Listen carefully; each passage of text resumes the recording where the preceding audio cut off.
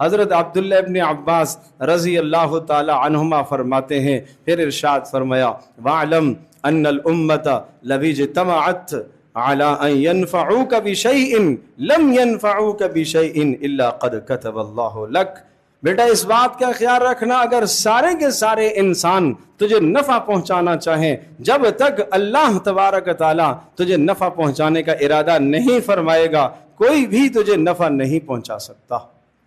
وَاعْلَمْ أَنَّ الْأُمَّةَ لَوِ اجْتَمَعُوا عَلَىٰ أَن يَضُرُّوكَ بِشَيْءٍ، اس بات کا بھی خیال رکھنا، عقیدہ رکھنا، اگر سارے کے سارے انسان تجھے نقصان پہنچانا چاہیں، جب تک اللہ اس نقصان کا ارادہ نہیں کرے گا تجھے کوئی بھی نقصان نہیں پہنچا سکتا۔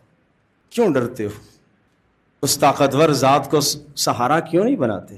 اس اللہ پاک جو قوی ذات ہے، جو قادر ہے، جو قدیر ہے، جو مقتدر ہے، جو عزیز ہے، اس قادر ذات کو، اس قوی ذات کو، اس عزیز ذات کو، اس مقتدر ذات کو، اس اللہ وحدہ لا شریک کو اپنا معین اور اپنا مددگار بناؤ، اس کی مدد لمحہ بلمحہ حاصل کرو۔ اس نے جو ارادہ کر لیا ہوگا وہی جو اس کا ارادہ ہے۔ میرے اور آپ کے ارادے دھرے کے دھرے رہ جاتے ہیں۔